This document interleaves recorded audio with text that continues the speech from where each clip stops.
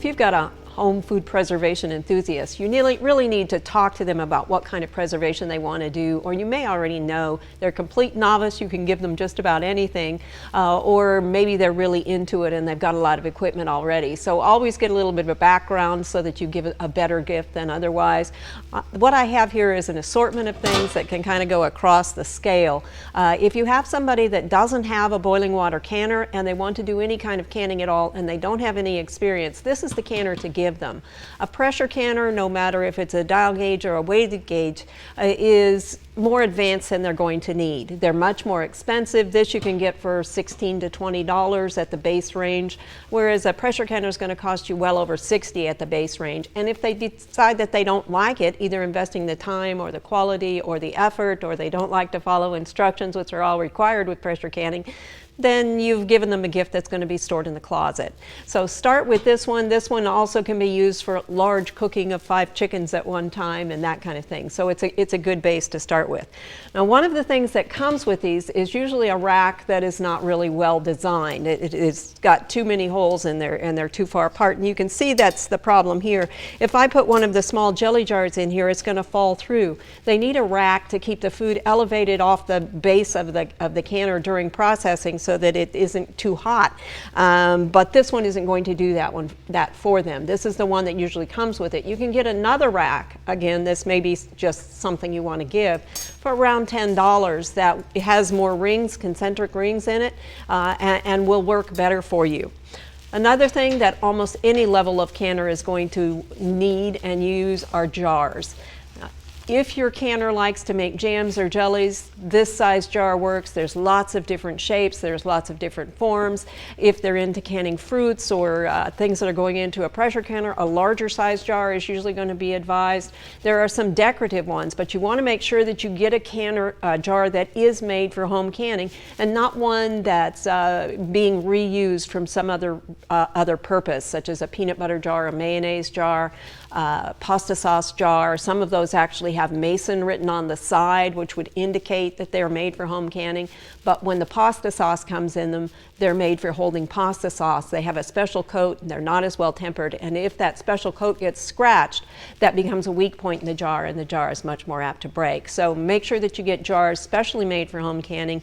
Again, depending on the size and your location, you can start out anywhere from $8 to $12. You can order commemorative jars online if you want to go that route.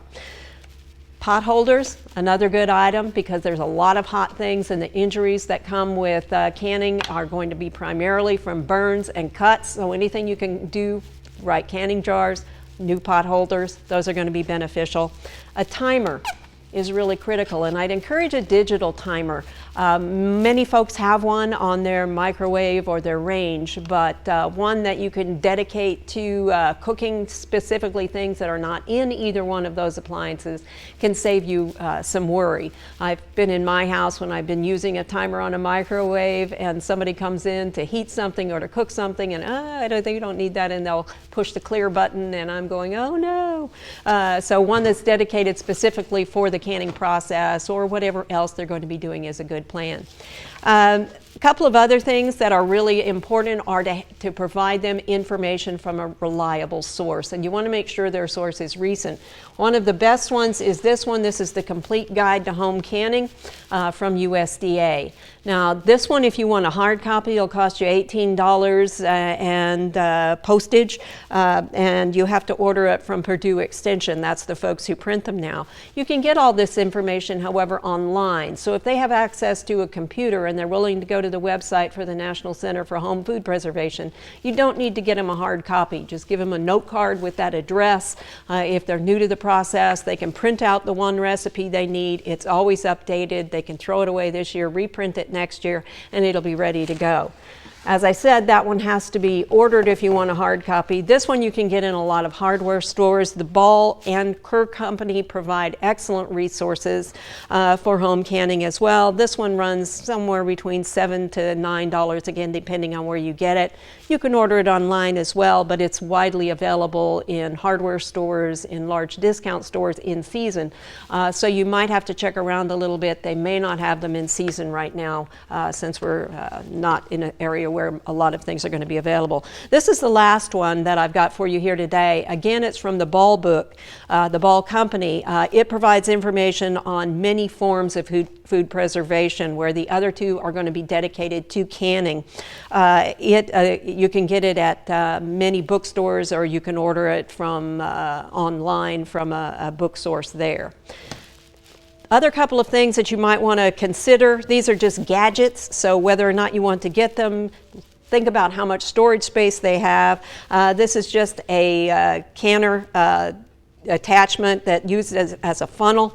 It's very important that you have a funnel of some kind. There are kits that are available again in a lot of discount stores or online, where you get a funnel, a jar lifter, which is essential, a lid lifter, which is also important, and a bubble popper, which you can use any kind of plastic knife if it's long enough, or a plastic spatula to accomplish the same thing. This one's just a little unique in that it has the head spaces running down the side. This is another example of a funnel. In order to get hot foods into a small lidded jar, and simply the advantage to this one is it folds down. Otherwise, it works just as the same as others will do. This is for tightening jar lids. You put it on the top of the jar and you turn it until those two arrows match. It's useful for a few times until you get the feel for how tight that should be. It's probably not as useful overall unless the person that you're giving it to still likes to can, but they have a little bit of loss of strength, or perhaps some arthritis in their hands, and so they can't tighten things as well. Those are just some general ideas, a place to start, a place to think about where you want to go. You might also want to think about a new dehydrator if someone in your family is interested in drying foods. I hope you'll take up one or two of these suggestions. For Oklahoma Gardening, I'm Barbara Brown.